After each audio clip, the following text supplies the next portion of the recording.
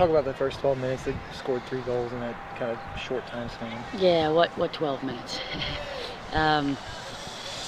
Certainly they're an excellent team. There's no question about that, but I think we were very complacent and we waited to see how good they really were. The first minute or two we thought, oh my God, they're really good. And we're kind of afraid, really afraid. And I mean, Megan Connolly, the number 3, is exceptional. That's one of the best players I've seen in a long, long time. And they really dismantled us in the first 12 minutes for sure. Certainly at halftime we had an opportunity to regroup, and I thought we played much better in the second half.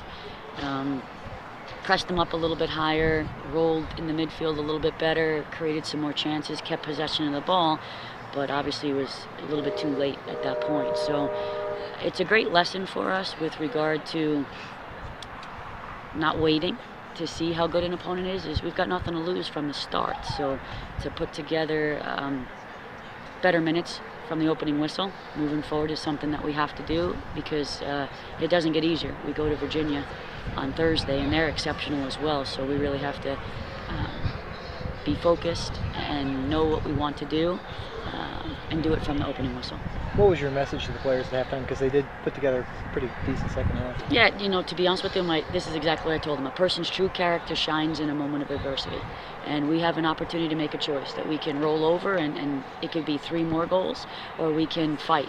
And who we are as a person will persevere in these next 45 minutes. So I liked our response. I think our kids took that to heart and really got after it, individually and collectively, which allowed us an opportunity, with the scramble and the goal. Jill's first goal is probably bittersweet for her because it's her first goal as a freshman against the defending national champs, but at the same time it's also a loss. So you feel good, and I'm happy for her, but certainly I don't love the fact that we lost. But it's another opportunity for us to learn and move on to Virginia.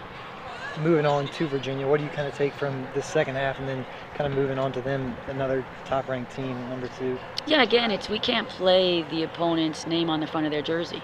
That's the biggest thing is, I think we have a sense of belief because we did beat Carolina, but we were scared. We looked scared and petrified tonight. So I think that's the biggest message is we can't go into Virginia afraid of Virginia. Of course we respect them. Steve is fantastic. Their team is fantastic. We respect them, but we still got to play the game. And a very good team, you saw what a very good team did to us in 12 minutes. So if we wait again, if we give Virginia 12 minutes, it could be that disastrous for us. And finally, it was senior night, so do you have anything to say about the senior group that played their last game? Yeah, I mean, it's a special group. One of them was with us for 1 year, Aubrey. Rachel was with us for 2 years. Lexi was with us for 4, and then Hannah and Casey had 5 years. And what a great group. I hope that they don't look back and remember the loss, but they remember their response in the second half, because I think that defines that senior class.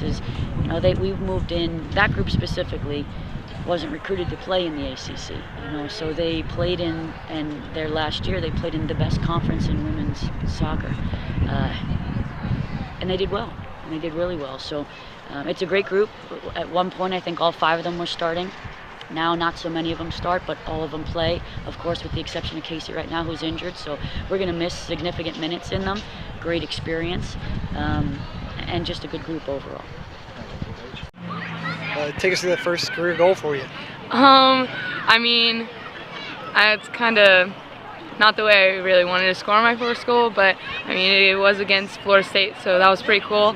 I mean, it stinks that we lost 3-1, but I was actually really confused because everyone slowed down, and the goalie was like, wait. And I was like, uh-oh, I don't know if I should keep going.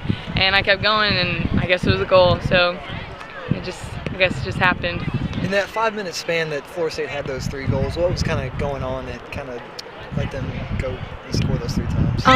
What Coach just said, we were waiting to see how good they were, and we weren't being tough enough in the box. And sorry. So let me think of my words. Sorry. But yeah, it just started from the forwards and then we were getting a little bit caught off guard from the diagonal balls that they were playing, and the forwards up top's runs were exceptional. So they gave us a little bit of trouble the first 12 minutes. So kind of started from there, I guess. You guys held them scoreless after that, though, and then you scored the goal in the second half. So what do you take from that second half where you guys did play a little better? After we came back from the locker room, we were on a mission, and everyone's mindset, we were all on the same page, and we were like, hey, we have nothing to lose, so might as well just play our hearts out, see what happens. And we are trying our best to get the tie, but it didn't really go in our favor, so